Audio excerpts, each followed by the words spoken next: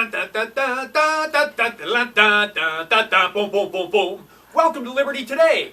Not. No. Quiet, Gordon. This is the Madville Times. It's a Marxist takeover of Liberty Today studios in Rapid City.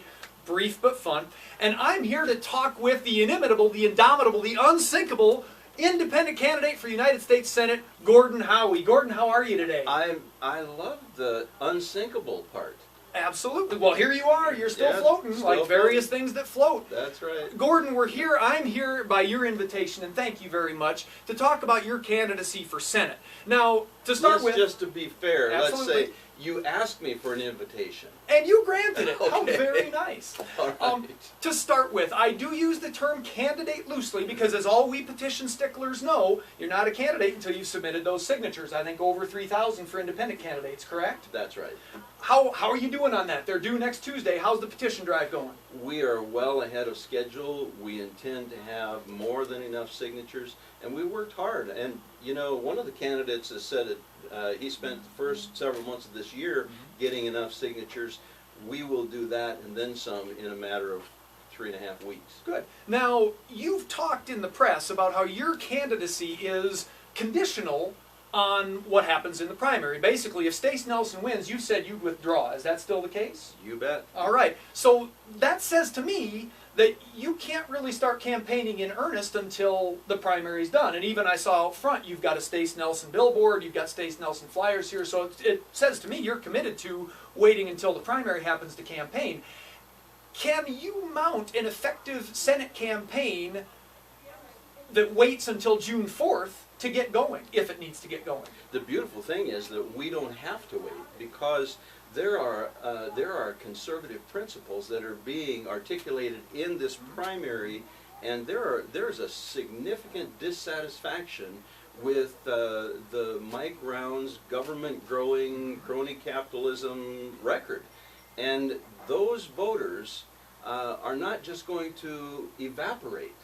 They are going to be available to a conservative-minded candidate in the general election.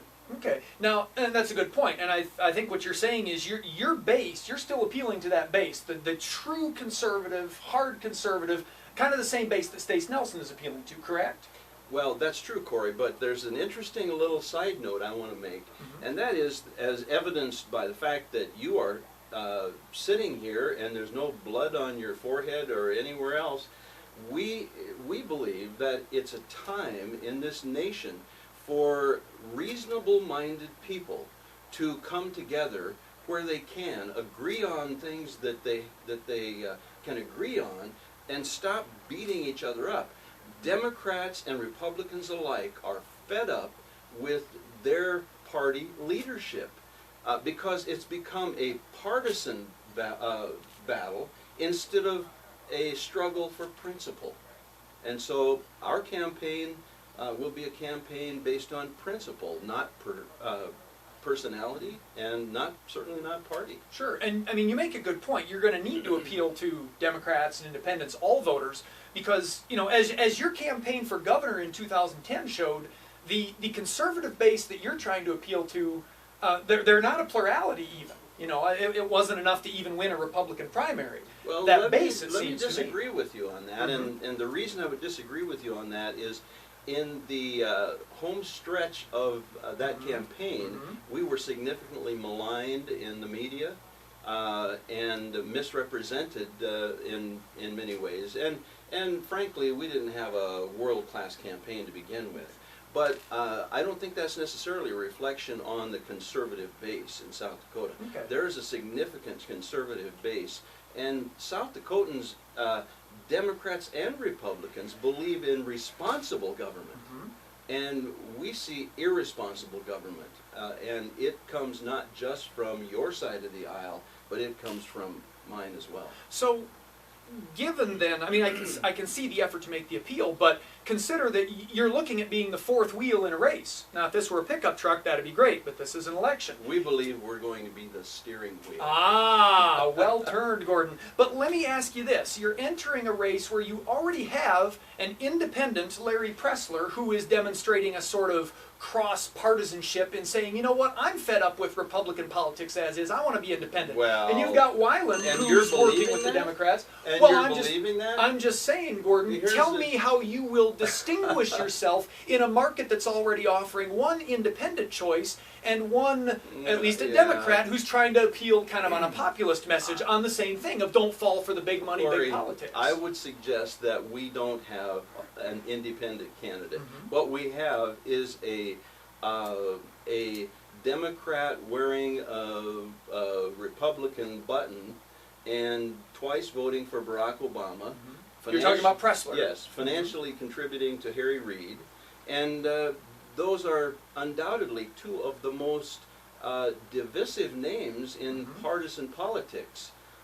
And so now enter Larry Pressler into the race, calling himself the conciliator, the independent who can bring it all together. Hardly. He's demonstrated that he's a partisan hack. He's not an independent that will appeal. Can you imagine a Republican, an informed Republican, or a thoughtful moderate voting for Larry Pressler? I find that very hard to believe. That's a good question, and I'll look forward to hearing you make that point to the independents. If we've got time, I want to ask one policy question. We've got to do that. Call it 3 policy questions. As you make this case to the broader electorate, I mean, obviously your base is your base and they're going to love you, but as you reach out to the other people you need to build a plurality, what are the 3 policy issues that you'll say to them, I, as senator, would advocate these policies in Washington, and that's why you, Democrats and independents, want to pick me over your other choices? That's a fair question, and what I would suggest to you, Cory, is that people shouldn't look at what a campaign slogan is or what a campaign 5-point program is. What they should do is look at performance. I have been consistent in my assertion that the government that governs best governs least. We need to put a cap on federal spending. We need to reduce taxes and regulation. And we need to return to the traditional values, the principles that made America great. So if you're looking for a 3-point plan, there's maybe 4.5. Last question, Gordon, on traditional values. Is there any room to vote for atheists in Gordon Howie's America? Oh, absolutely. I believe in freedom of religious choice. I don't believe that we should be a country that like insists that you are a member of the Church of England. I believe that we need to be, first we need to realize that we're a country based on Judeo-Christian values. But those values are not dictatorial. Those values are, in fact, inclusive. Those are liberating. If you choose to be an atheist, I am happy to call you friend. And I'm commanded in my faith to love you and to do unto you as I would want you to do unto me. Now, that doesn't sound like a problematic place from which to start. That does sound encouraging, and it's good to hear. Gordon, I look forward to a longer conversation through the election season. If you're in, if Stace Nelson doesn't pull it off in the primary, and we're still, some of us hoping he will, right? I'm just praying every day. Good deal. Well, Gordon, I look forward to a longer conversation throughout the election season. Thank you for taking the time today, and thank you for surrendering the studio for one brief, glorious moment to the Madville Times. I'm Cory Heidelberger. That's Gordon Howie. Thanks for listening.